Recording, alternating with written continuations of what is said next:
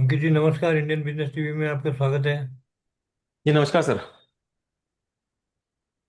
आज हम चर्चा करेंगे आपसे कि जो टैरिफ वार चालू है, उसके बाद में विभिन्न देशों की अलग अलग समस्याएं अपनी भी हैं, दूसरी भी हैं। Export, foreign exchange reserve, currency, ऐसे कई प्रश्न एक साथ खड़े हो गए हैं। तो उसके बारे में आप क्या को लगता है कि आर्थिक प्रगति में मंदी आएगी? जैसे कि हम लोग बात कर रहे हैं मार्केट के अंदर टैरिफ कहीं ना कहीं हमको देखने को मिला है, थोड़ा सा कहीं ना कहीं गिरावट देखने को मिली है। स्टॉक मार्केट अगर देखा जाए तो काफी क्रैश होता हुआ नजर आया है। इंडियन स्टॉक मार्केट हो चाहे यूएस स्टॉक मार्केट हो, टैरिफ एक ऐसी प्रॉब्लम बन चुकी है जहां पे क्लैरिटी देखने को नहीं मिल रही है। लास्ट टाइम जब हमने आपसे बात करी थी तो मैंने एक चीज आपको बोली थी कि जब घर के मैटर 2 दिन में सॉल्व नहीं होते हैं और लंबे चलते हैं तो टैरिफ वाला मैटर है, काफी लंबा चलने वाला है। तो वही चीज मुझे अभी देखने को मिल रही है। अभी एक स्टेटमेंट डोनाल्ड ट्रंप की तरफ से निकाला गया जो उन्होंने एक क्लियर उन्होंने बोला, मिस्टर पॉवेल को मूर्ख करके उन्होंने जो शब्द का इस्तेमाल करा वो मुझे लगता है कि अच्छा नहीं है। क्योंकि डोनाल्ड ट्रंप काफी सीनियर, सॉरी नहीं, जो मिस्टर पॉवेल है काफी सीनियर पर्सन है। इतना सीनियरिटी होने के बाद में आप उनको बेटर तरीके से पता है सिचुएशन क्या अराइज हो रही है। और वो जो हमने फ्राइडे के नंबर्स देखे, नॉन फार्म पेरोल के डेटा का जो नंबर देखा, उसके कारण हमें समझ में आया कि मार्केट के अंदर उनकी जो धारणा थी वो काफी सही थी, और वो जिस तरह से रिएक्ट कर रहे हैं और वो इंटरेस्ट रेट को कट नहीं कर रहे हैं, वो कहीं ना कहीं सही लगते हुए नजर आ रहे हैं। इतनी ज्यादा नॉन फॉर्म पेरोल डेटा एकदम से गिरावट होना जिसका असर हमको ग्लोबल मार्केट के अंदर देखने को मिला है। Gold prices sharply upside movement movement देखने को मिला है, सिल्वर प्राइसेस के अंदर मूवमेंट देखने को मिला है। ग्लोबल मंदी का असर कहीं ना कहीं देखने को मिला है, जिसकी वजह से क्रूड ऑयल प्राइसेस के अंदर हमें कहीं ना कहीं गिरावट देखने को मिली है। ओवरऑल अगर सिनेरियो की बात करें तो मुझे लग रहा है कि अगर इसी तरह से टेंशन क्रिएट रही तो ये अमेरिका ही सबसे फर्स्ट कंट्री होगी जहां पे हमें मार्केट में पैनिक देखने को मिलेगा। जी सर। आपको लगता है सबसे ज्यादा प्रभावित अमेरिका होगा? एम्प्लॉयमेंट का भी डाटा उनका अच्छा नहीं आया है। जी डेटा तो अच्छे नहीं आ रहे हैं। अगर चाइना का भी डेटा देखा जाए तो मैन्युफैक्चरिंग डेटा जो है वो काफी गिर के आया है। कभी भी अभी तक काफी टाइम से मैं एक्सपेक्ट कर रहा हूँ कि रिवाइवल आएगा। लेकिन मुझे लगता है कि अब आर्थिक पैकेज कहीं ना कहीं इनको देना ही पड़ेगा। जब तक रिवाइव आर्थिक पैकेज नहीं देंगे तो रिवाइवल की उम्मीद हमें कम लग रही है। तो इंटरेस्ट रेट का क्या आपको लग रहा है, इन्फ्लेशन और इंटरेस्ट रेट के बारे में? अ, जैसे पहले बात करी थी मिस्टर पॉवेल ने कि इंटरेस्ट रेट कहीं ना कहीं कट करा जा सकता है सितंबर में, लेकिन इस बार उन्होंने वापस से बोल दिया है। क्योंकि देखिए टैरिफ जो प्रॉब्लम है वो सॉल्व होती हुई नजर नहीं आ रही है। पहले 9 जुलाई की डेट थी, फिर 31 तारीख की डेट थी, एक हफ्ते का वापस बढ़ा दिया गया। तो डोनाल्ड ट्रंप अपनी तरफ से खुद की तरफ से क्लियर नहीं है, और बाकी जितने भी स्टेटमेंट्स हैं वो खुद ही दे रहे हैं कि इंडिया की तरफ से मेरे साथ में चर्चाएं चल रही हैं, रशिया की तरफ से चर्चाएं चल रही हैं। उसके बाद में बात करी उन्होंने, अभी रिसेंटली बात हुई है कि रशिया के साथ में मेरी मीटिंग चल रही है और वो लोग युद्ध खत्म करना चाहते हैं। बाकी कोई कंट्री मैटर को कोई भी सॉल्व करने के मूड में नहीं है, और कहीं ना कहीं ये टेंशन क्रिएट होती नजर आ रही है। फ्रस्ट्रेशन डेफिनेटली कहीं ना कहीं अगर देखा जाए तो डोनाल्ड ट्रंप के अंदर देखने को मिलेगी। ग्लोबल मार्केट मैंने पिछली बार बोला था निफ्टी के अंदर अगर 24,600 के नीचे क्लोजिंग देता है तो एक गिरावट देखने को मिल सकती है। और गोल्ड प्राइसेस मुझे लगता है कि अगर ये टेंशन बरकरार रही तो गिरावट तो देखने को नहीं मिलेगी, एक नई तेजी की तरफ हम लोग बढ़ सकते हैं। ये प्रेशर इस तरह का क्रिएट रहेगा कि जब भी ग्लोबल मंदी की तरफ जाते हैं तो गोल्ड के अंदर देखने को मिलेगा टेंशन क्रिएट हो रही हैं। सेफ हेवन एसेट की तरफ जाएगा। फर्दर अपसाइड रैली हम मान के चल सकते हैं। 3400 3500 को क्रॉस करता है तो आने वाले टाइम में अगर ये $4,500 को भी क्रॉस कर दे तो मुझे नहीं लगता कि कोई बड़ी चीज़ है। सोने की मजबूती मतलब डॉलर की कमजोरी? डॉलर की कमजोरी तो देखने को मिलेगी। अगर रेसेशन आता है तो डेफिनेटली डॉलर भी हमें 90 की तरफ देखने को मिलेगा। और अगर यही चीजें बरकरार रहीं और डोनाल्ड ट्रंप ने अगर अपनी जिद नहीं छोड़ी तो आने वाले टाइम में अगर ये जो 2011 में 70 का लेवल था वो भी हम टच करते हुए देख सकते हैं। तो आने वाले 3 से 4 साल में हमको 70 का लेवल भी टच करते हुए नजर आएगा।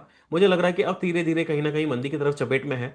नेक्स्ट वीक सीपीआई का डेटा है, महंगाई के आंकड़े आएंगे, तो महंगाई के आंकड़े किस तरह से निकल के आते हैं उसको देखना बहुत जरूरी है। अगर इन्फ्लेशन डेफिनेटली वापस से 2.7 से 2.8 या 2.9% की तरफ भी जाता है तो डेफिनेटली गोल्ड प्राइसेस को सपोर्ट मिलेगा और ग्लोबल इक्विटी मार्केट्स में टेंशन बरकरार रहेंगी। जैसा हमने कॉपर की बात करी थी, कॉपर के अंदर जो 50% उन्होंने टैरिफ बढ़ाने की बात करी थी, उसके कारण ग्लोबल मार्केट के अंदर कहीं ना कहीं थोड़ा सा एक डाउनफॉल हमको देखने को मिला था। लेकिन ये पैनिक को छोटा मोटा ना समझा जाए, इसको पैनिक को काफी बड़ा समझा जाए। क्योंकि 3 महीने से लगातार जो यूएस मार्केट के अंदर कॉपर की परचेजिंग करते जा रहे थे, लेकिन अब वहां की परचेसिंग जितनी है वो 3 महीने के आगे के लिए उन्होंने एडवांस पे कर रखी थी। एलएमई के अंदर थोड़ी सी गिरावट देखने को कम मिली है, लेकिन ओवरऑल मार्केट में अगर देखा जाए तो थोड़ा सा प्रेशर बना हुआ है। मुझे लग रहा है कि चाइनीज इकोनॉमी अगर यूरोपियन साइड में या फिर मिडिल ईस्ट में अगर शिफ्ट कर देती है पूरी की पूरी चीजें, तो फिर जाके आपको कॉपर प्राइसेस के अंदर सपोर्ट मिलता नजर आएगा। लेकिन ऐसा नहीं हो कि आने वाले टाइम में जो यूएस है वो अलग थलग पड़ता हुआ नजर आए। और जिस तरह से इंडिया ने बोल दिया है कि हम अपने आर्थिक सुधारों की रक्षा करते रहेंगे और अपनी हित के लिए ही काम करेंगे, सेम पैटर्न पे चाइना भी चल रहा है। तो मुझे नहीं लगता है कि चाइना और इंडिया के से कोई डील संभव है इस समय। आपको लगता है जियो पोलिटिकल टेंशन खत्म हो गई है? सर जियो पॉलिटिकल टेंशन चालू हुई है, खत्म नहीं हुई है, अभी तो स्टार्ट हुई है और अभी आने वाले टाइम में और ज्यादा देखने को मिलेगी। जिस तरह से बातें चल रही है कि रशिया के साथ में आप पेट्रोल खरीदना बंद कर दीजिए, क्रूड ऑयल परचेज करना बंद कर दीजिए, तो चाइना और इंडिया ये दोनों चीजें ऐसी हैं जो नहीं कर पाएंगे।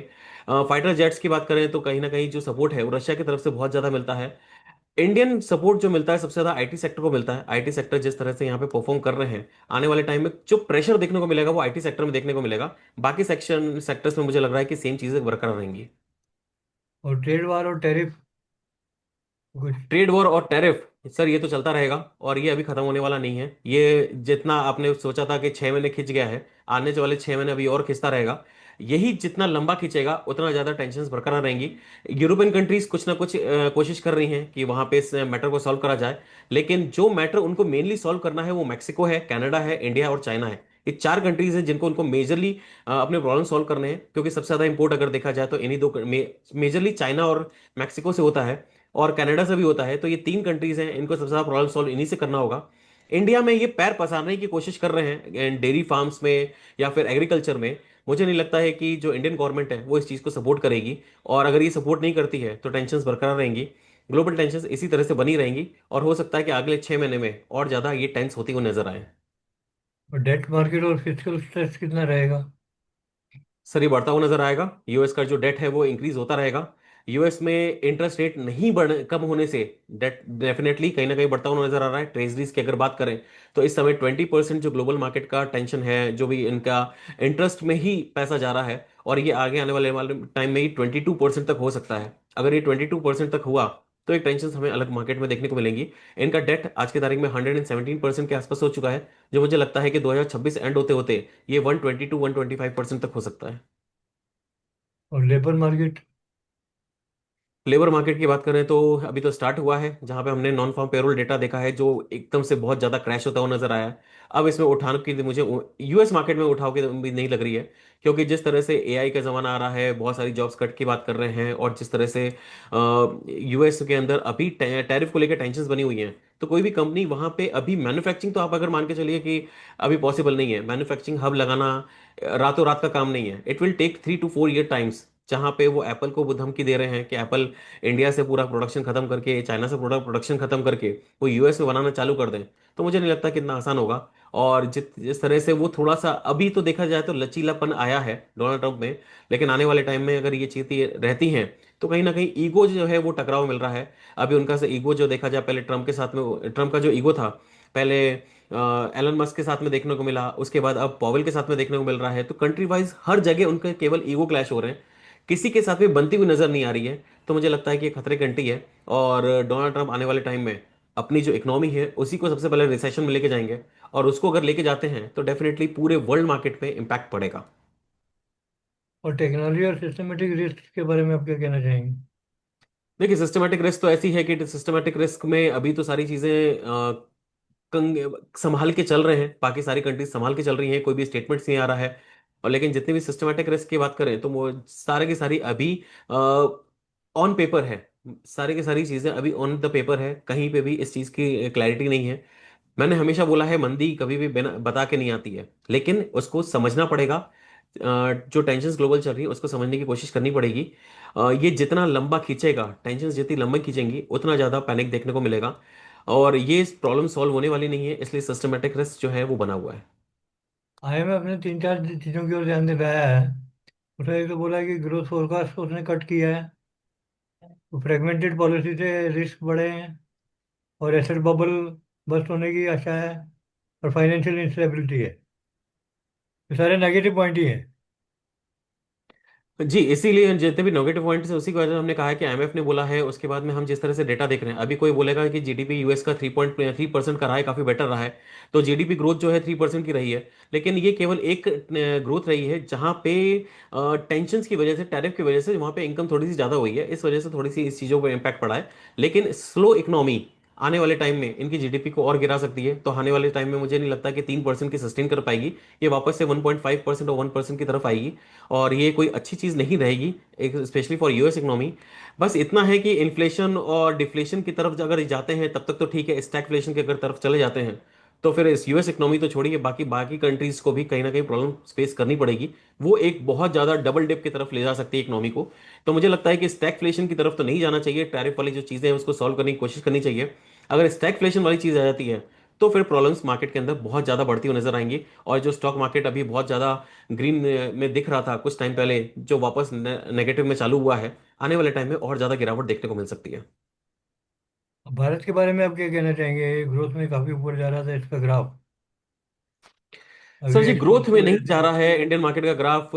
अगर देखा जाए तो ये सारे के सारे जीएसटी कलेक्शंस बहुत अच्छे से बढ़े हैं, सब कुछ अच्छा दिख रहा है, जस्ट बिकॉज ऑफ जो ग्लोबल इकोनॉमी है वो थोड़ी सी रिवाइव होती नजर आई है 2020 के बाद में, जब कोरोना खत्म हुआ था। इसके बाद बहुत सारी चीजें हैं जो ऑर्गेनाइज नहीं थी वो ऑर्गेनाइज होना चालू हो गई हैं। पहले बहुत सारे आइटम्स थे जो मार्केट से हम लोग किराना स्टोर से खरीदते थे। आजकल जो बड़ी सिटीज हैं मैक्सिमम ब्लिंकिट और जेप्टो और बाकी जो जोमेटो है इनसे परचेज करना चालू कर दिया है। और बहुत सारी चीजें हैं जो पहले ऑन पेपर्स हुआ करती थी, अब सीधा के सीधा यूपीआई पेमेंट के थ्रू होने लग गई है। इस कारण से जीएसटी कलेक्शन के अंदर ग्रोथ हमको देखने को मिली है, मार्केट के अंदर ग्रोथ देखने को मिली है। नो डाउट स्पीड आई है, लेकिन सबसे बड़ी प्रॉब्लम जो आ रही है वो डॉलर नहीं आ रहा है इंडिया में। एफआईआईज लगातार बेच रहे हैं, डीआईएस की लगातार खरीदारी चल रही है। पूरा मार्केट जो संभाल रखा है डीआईएस ने संभाल रखा है। कब तक उसको संभाल के रखेंगे? एफआईआईज के अंदर एंट्री करना बहुत जरूरी है। एफआईआईज को कैसे लेके आते हैं इसको वॉच करना जरूरी रहेगा। मैं इंडियन मार्केट में तब तक पॉजिटिव नहीं रहूंगा, भले ये अभी 25,000 26,000 30,000 हो जाए, कोई मुझे इससे फर्क नहीं पड़ रहा।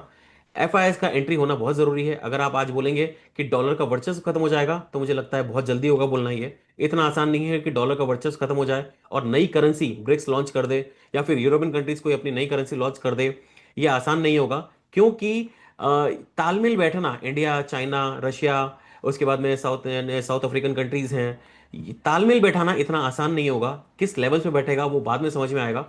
मुझे लगता है कि डॉलर्स की इंपॉर्टेंस बहुत है अभी भी, और डॉलर्स का इंटेक कम से कम इंडियन मार्केट में होना चाहिए। जिस तरह से फ्लो एफआई का जा रहा है, कंटिन्यूसली आउटफ्लो है एफआई का, ये कहीं ना कहीं चिंता की लकीरें ये खींच सकती हैं।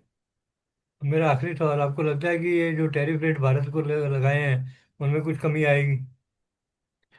सर जी, 7 दिन की मोहलत दी गई है, अभी तक तो कुछ है नहीं। और ये चीज़ें भारत के ऊपर अभी टैरिफ लगाना मुझे नहीं लगता कि आसान होगा।